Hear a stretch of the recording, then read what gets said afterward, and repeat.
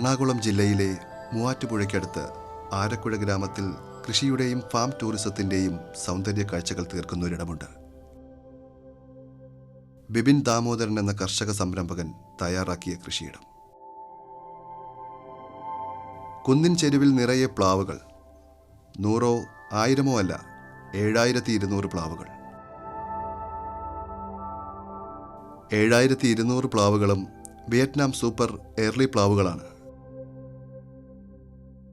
പ്ലാവുകളെല്ലാം കായ്ച്ചു തുടങ്ങി.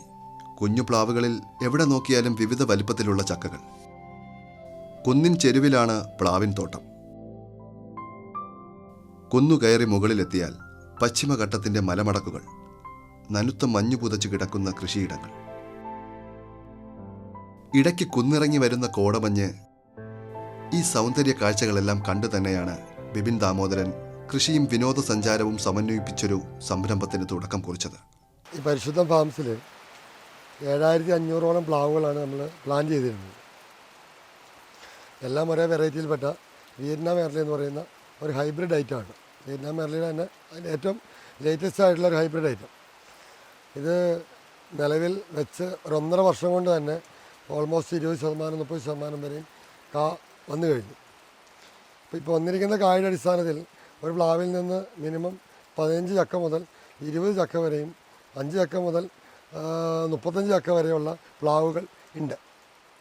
ഒരു ചക്കയുടെ ആവറേജ് നോക്കെന്ന് പറഞ്ഞു കഴിഞ്ഞാൽ ഒരു 5 കിലോ മുതൽ 4 കിലോ മുതൽ 10 കിലോ വരെയുള്ള ചക്കകളുണ്ട്. ഈ വർഷം കഴിഞ്ഞ് ഒരു 2.5 വർഷം കഴിയുമ്പോൾ, ഒരു 3 വർഷത്തിലേക്ക് എത്തുമ്പോൾ ഇതിൻ്റെ ഒരു കായ്ഫലം എന്ന് പറയുന്നത് ഏറ്റവും കുറഞ്ഞത് ഒരു വർഷം ഒരു 500 കിലോ ചക്കയെങ്കിലും ഒരു പ്ലാവിൽ നിന്ന് കിട്ടുവാനുള്ള സാധ്യത വളരെ കൂടുതലാണ്.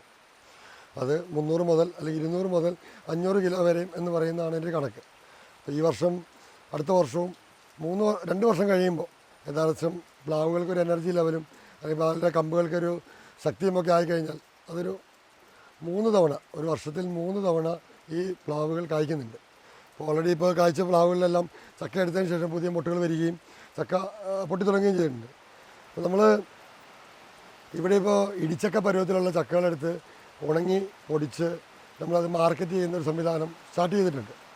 അപ്പോൾ അത് ഒരു 5 കിലോ മുതൽ 10 കിലോ ചക്ക പൊടിച്ചാൽ നമുക്ക് കിട്ടുന്നത് 1 കിലോ അല്ലെങ്കിൽ 1.5 കിലോ, 1 കിലോയിൽ താഴെയാണ് കിട്ടുന്നത്.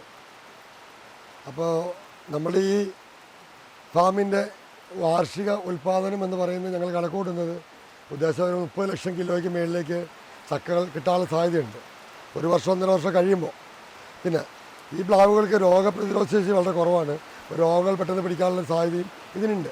അപ്പോൾ അതിന് നമ്മൾ കക്കാപ്പൊടി അങ്ങനെയുള്ള പല സാധനങ്ങളും ഇതിനകത്ത് ജൈവികമായിട്ടുള്ള പല കാര്യങ്ങളും ചെയ്യുന്നുണ്ട്.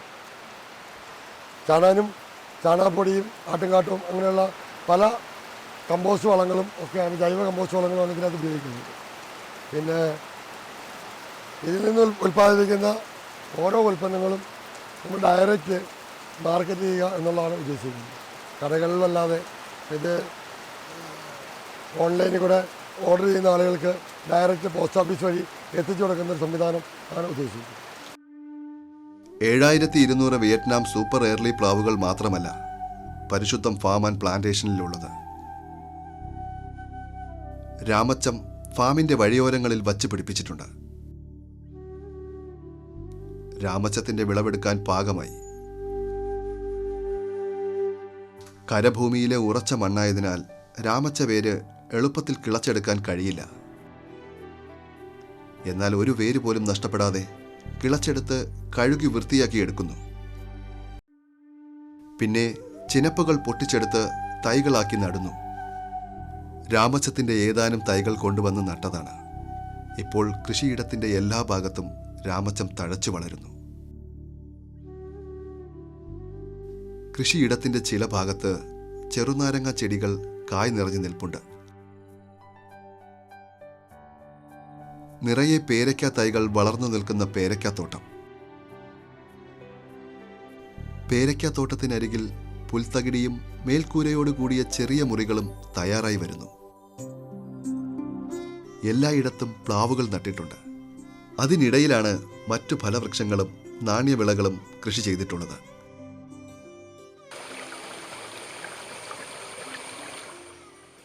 1-2 ദിവസം മഴ പെയ്തു കഴിഞ്ഞാൽ പിന്നെ കുന്നിൽ നിന്നും ഉറവ പൊട്ടി തെളിനീർ ചാലുകളുണ്ടായി കൃഷിയിടങ്ങളെ നനയ്ക്കുന്നു.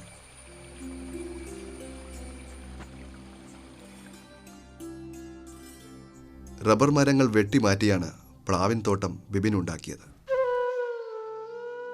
പറമ്പിലുണ്ടായിരുന്ന ആകാശം മുട്ടെ വളർന്ന മരങ്ങൾ മുറിച്ചു മാറ്റിയിട്ടില്ല. അവ തണൽ മരങ്ങളായി നിലനിൽക്കുന്നു. തണൽ മരങ്ങളിൽ വലിയ തേക്കുമരങ്ങളും മഹാഗണികളുമുണ്ട്. പരിശുദ്ധം ഫാം ആൻഡ് പ്ലാന്റേഷൻ രൂപപ്പെടുത്തിയെടുക്കുമ്പോൾ ആരക്കുഴ കൃഷി ഓഫീസറായിരുന്ന സന്തോഷ് സീഡിയും തുടർന്ന് വന്ന കൃഷി ഓഫീസറായ ജോസ്ന ജോസും പ്ലാന്റേഷൻ നിർമ്മിച്ചെടുക്കാൻ സഹായിച്ചു.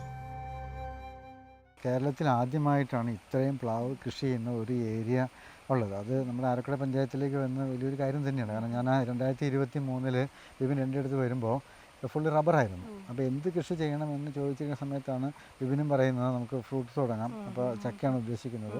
അപ്പോൾ ഞാൻ പറഞ്ഞു അപ്പോൾ അങ്ങനെയാണെങ്കിൽ മറ്റുള്ള ഫലവൃക്ഷങ്ങൾ കൂടി ചെയ്യാൻ നിങ്ങൾക്ക്. അപ്പോൾ അങ്ങനെ വിയറ്റ്നാം മേഖലയിൽ പ്ലാവ് നടാൻ തീരുമാനിച്ചു. എനിക്ക് തോന്നുന്നത് കേരളത്തിൽ എന്നല്ല ഇന്ത്യയിൽ തന്നെ 7200 പ്ലാവുള്ള ഒരു പ്ലോട്ട് അധികം എങ്ങും ഇല്ല. 7200 പ്ലാവുള്ള പ്ലോട്ട് അത് വളരെയധികം ഇല്ല. അപ്പോൾ ആൾ ഉദ്ദേശിക്കുന്നത് ഇതൊരു ഫാം ടൂറിസം പോലെ കൊണ്ടുവരിക, അതുപോലെ തന്നെ നമ്മുടെ പഞ്ചായത്തിനെ എങ്ങനെ ഒരു ഓർഗാനിക് ഹബ്ബാക്കി മാറ്റാം, അതേ രീതിയിലേക്കാണ് അവരുടെ വികസനം കൊണ്ടുവരുന്നത്. അതായത് ഇവിടെയുള്ള ഫാർമേഴ്സിനെ എങ്ങനെ ഇതിലേക്ക് യൂട്ടിലൈസ് ചെയ്യുക. ഇപ്പോൾ ഇതിൻ്റെ അനുബന്ധമായിട്ട് തന്നെ അവരൊരു ഗോഡ് ഫാം ഉദ്ദേശിക്കുന്നുണ്ട്. ആ ഗോഡ് ഫാം എന്ന് പറയുന്നത് നമ്മുടെ പഞ്ചായത്തിലെ വനിതകളെ കൊണ്ട് ആടിനെ വാങ്ങിച്ചു കൊടുക്കുകയോ അവർ അവരുടെ ആടിനെ എടുക്കുകയോ അതുപോലെ തന്നെ അതിൻ്റെ മിൽക്ക് എടുത്ത് അത് പ്രോസസ്സ് ചെയ്ത് കൊടുക്കുക. അത് ഇതിൻ്റെ ഒരു അഡീഷണൽ ഇൻകമായിട്ട് വരിക. ഉപയോഗിക്കുക, ഇവിടെ തന്നെയുള്ള റിസോഴ്സ് ഉപയോഗിക്കുക. പിന്നെ മറ്റൊന്ന് ഇതൊരു വാല്യൂ ആഡ് പ്രൊഡക്റ്റ് ആക്കിയിട്ട് ഏതൊക്കെ രീതിയിൽ വാല്യൂ ആഡ് പ്രൊഡക്റ്റ് ആക്കി സെയിൽ ചെയ്യാൻ പറ്റുന്നുണ്ടോ, ഗവൺമെൻറ് സപ്പോർട്ട് കിട്ടുന്നത് ചെയ്യാൻ പറ്റുന്നു, അതാണ് നോക്കുന്നത്. ഇപ്പം നമ്മൾ അതിൻ്റെ ഭാഗമായിട്ട് നമ്മളൊരു ഒരു പാക്ക് ഹൗസ് ഇവിടെ കൊടുത്തിട്ടുണ്ട്. അതുപോലെ തന്നെ നമ്മുടെ ഹോർട്ടിക്കൾച്ചർ മിഷൻ പദ്ധതിയുടെ കീഴിൽ നമ്മൾ 2 പോണ്ട് കൊടുത്തിട്ടുണ്ട്. പിന്നെ ഈ ഇതിൻ്റെ ഇപ്പോൾ ജാക്ക് ഏരിയ എക്സ്പാൻഷന് ഇതിപ്പോൾ വിത്തൗട്ട് ഇൻ്റഗ്രേഷൻ, വിത്ത് ഇൻ്റഗ്രേഷൻ അങ്ങനെ 2-3 ടൈപ്പിൽ കൊടുത്തിട്ടുണ്ട്. ഇറിഗേഷൻ, ഇപ്പോൾ ഡ്രിപ്പ് ഇറിഗേഷൻ പോലെയുള്ളത് ഡ്രിപ്പ് ഇറിഗേറ്റഡ് ആണ്, ഫുൾ ഡ്രിപ്പ് ഇറിഗേറ്റഡ് ആണ്. അപ്പോൾ അതുപോലെ തന്നെ അപ്പോൾ അവർക്ക് കൂടുതൽ ഇപ്പോൾ ഫോളിയ സ്പ്രേക്കൊക്കെ തന്നെയാണെങ്കിലും ഇത് ഉപയോഗിക്കാൻ പറ്റും. പിന്നെ മറ്റൊന്ന് ഇതിൽ ഉദ്ദേശിക്കുന്നത് ഇതൊരു എന്താണ് ഓർഗാനിക് ഫാം എന്നുള്ള നിലയിൽ ഒരു ഫാം ടൂറിസം പോലെ ഉദ്ദേശിക്കുന്നത്. ഈ പഞ്ചായത്തിൽ ആദ്യത്തെയാണ് എനിക്ക് തോന്നുന്നത്, മറ്റ് ഒരു പഞ്ചായത്തിലും കണ്ടിട്ടില്ല ഇത്രയധികം സാധ്യതകളുള്ളത്. കാരണം ഇതൊരു ഗ്രാമീണ മേഖലയാണ്. ഗ്രാമീണ മേഖലയിൽ ഇങ്ങനെ വരുമ്പോൾ ഇവിടെയുള്ള ഫാർമേഴ്സിനെ എങ്ങനെ യൂട്ടിലൈസ് ചെയ്യാൻ ഉദ്ദേശിക്കുന്നുണ്ട്. അതായത് ഫാർമേഴ്സിൻ്റെ ഉൽപ്പന്നം കൂടി അവരെടുക്കുന്നു. എന്നിട്ട് അവരൊരു ഇപ്പോൾ റീഫർ വൺ പോലെയുള്ള എന്തെങ്കിലും സാധ്യതകൾ ഉപയോഗിച്ചുകൊണ്ട് മറ്റുള്ള മേഖലകളിലേക്ക് ഇത് സെയിലിനായിട്ട് കൊണ്ടുപോകുന്നു. ഒരു ദിവസം ഇവർ പറയുന്ന ഒരു ദിവസം ഒരു 60 ഷോപ്പെങ്കിലും കണ്ടെത്തുക. അപ്പോൾ അങ്ങനെ ഇവരുടെ ഉൽപ്പന്നങ്ങൾ കൂടുതലും ആ രീതിയിലേക്ക് കൊണ്ടുവരിക. പിന്നെ നമ്മളിവർ PGC രജിസ്റ്റർ ചെയ്തിട്ടുണ്ട്. അപ്പോൾ ആ കൺവേർഷൻ പീരീഡ് ഏകദേശം കഴിയുമ്പോൾ സർട്ടിഫിക്കറ്റ് പൂർത്തിയാകും. അപ്പോൾ അതിലേക്ക് ഇവർക്ക് ഇപ്പോൾ ഫസ്റ്റ് ഇയർ സർട്ടിഫിക്കറ്റ് ആയിട്ടുണ്ട്. ചക്കയുടെ വിളവെടുപ്പ് ഇവിടെ ഇപ്പോഴും തുടരുകയാണ്. പച്ചച്ചക്ക മുറിച്ച് വൃത്തിയാക്കിയെടുത്ത് ഡ്രയറിൽ വെച്ച് ഉണക്കിയെടുക്കുന്നു. അതോടൊപ്പം പഴുത്ത ചക്ക ഇപ്രകാരം ചെറിയ പാക്കറ്റുകളിലാക്കി വിപണനത്തിന് തയ്യാറാക്കും. ചക്കയുടെ വിപണന സാധ്യതകൾ എന്തെന്ന് ചോദിച്ചാൽ ബിബിന് വ്യക്തമായ ഉത്തരമുണ്ട്. ചക്കയുടെ മൂല്യവർദ്ധിത ഉൽപ്പന്നങ്ങൾക്ക് കേരളത്തിലെന്നല്ല ഇന്ത്യയിലാകമാനവും വിപണിയുണ്ട്. അത്തരമൊരു വിപണന ശൃംഖല മുന്നിൽ കണ്ടുകൊണ്ട് തന്നെയാണ് പരിശുദ്ധം ഫാം ആൻഡ് പ്ലാന്റേഷൻ ആരംഭിച്ചത്. അതോടൊപ്പം പ്രകൃതിയുടെ സ്വച്ഛമായ അന്തരീക്ഷത്തിൽ വന്ന് താമസിക്കുവാനും വിവിധ കൃഷിരീതികൾ കണ്ടു പഠിക്കാനും സൗകര്യമൊരുക്കുന്നു. പ്ലാവിൻ തോട്ടത്തിനിടയിലൂടെ മൺപാതയുണ്ട്. അതിൻ്റെ ഇരുവശങ്ങളിലുമായാണ് തെങ്ങും വാഴയും പപ്പായയുമെല്ലാം വച്ചുപിടിപ്പിച്ചിട്ടുള്ളത്.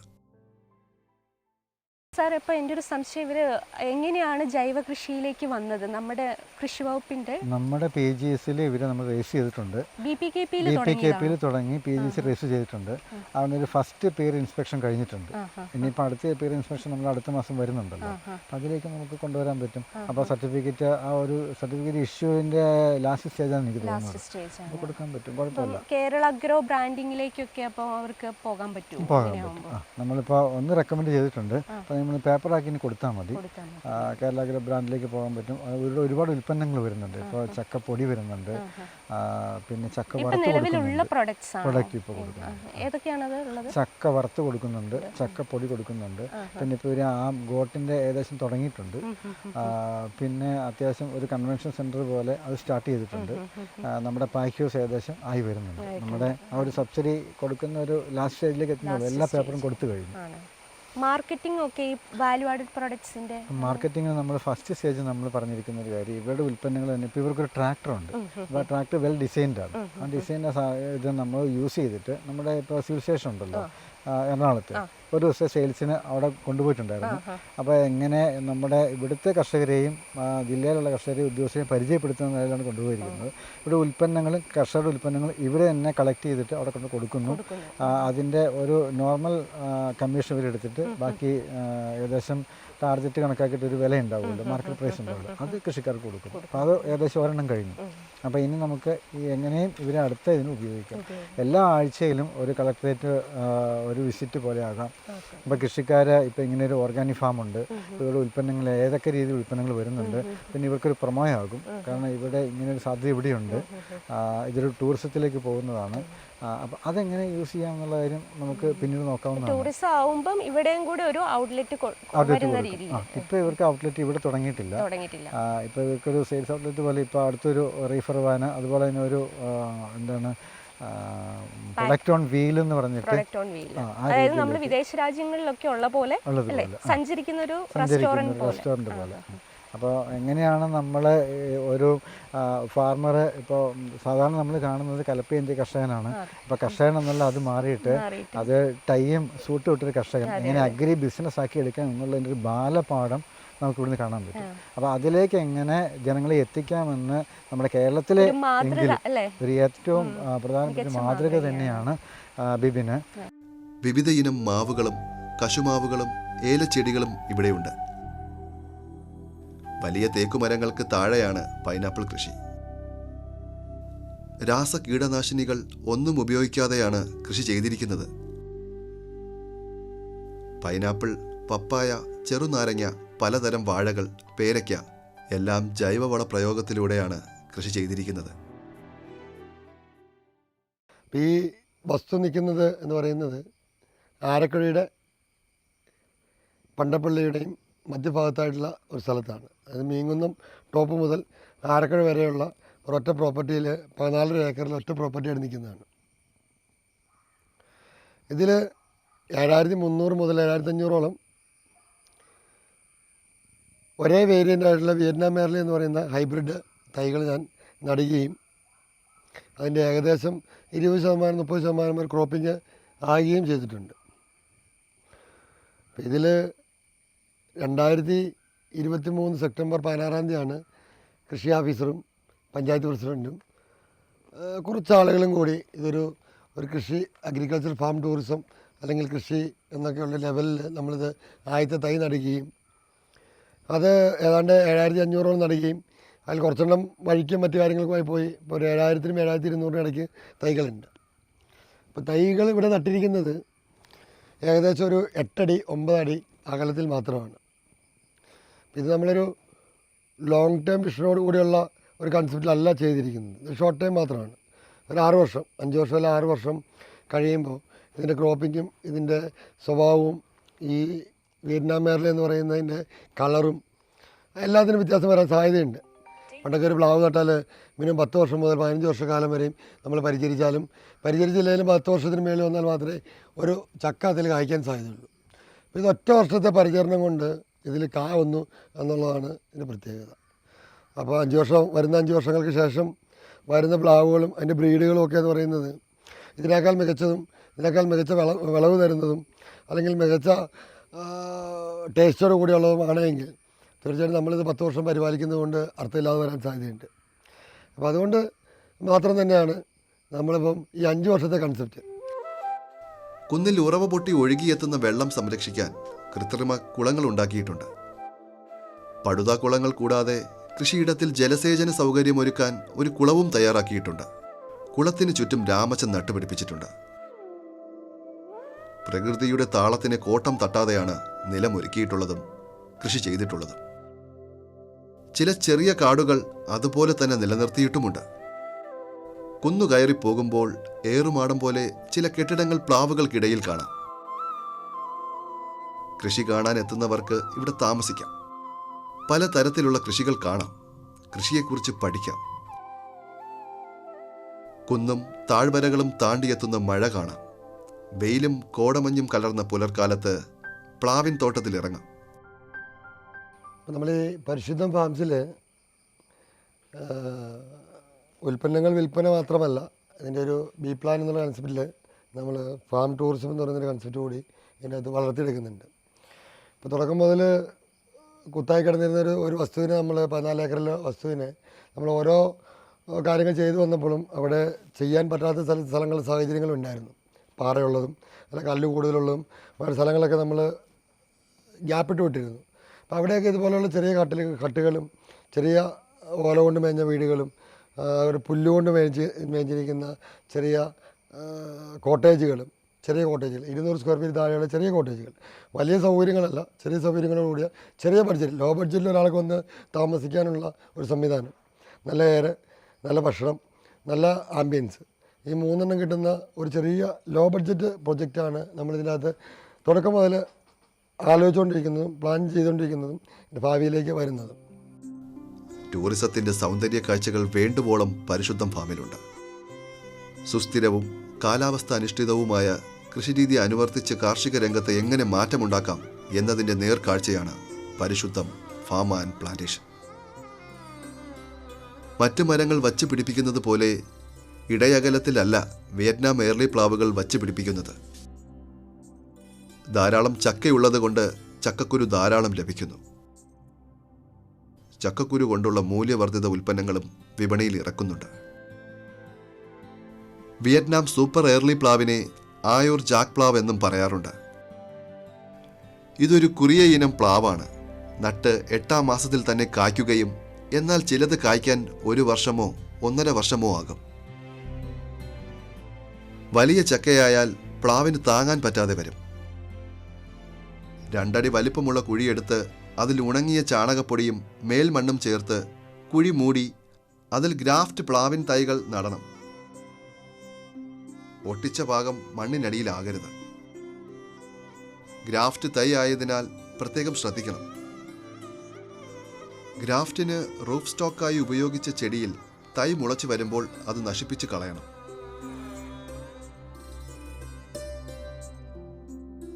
കൃഷിയിടത്തിന്റെ എല്ലാ ഭാഗങ്ങളിലും ധാരാളം വാഴ വച്ച് പിടിപ്പിച്ചിട്ടുണ്ട്. വാഴയിലയും ഇവിടെ ഒരു പ്രധാന വരുമാന മാർഗമാണ്.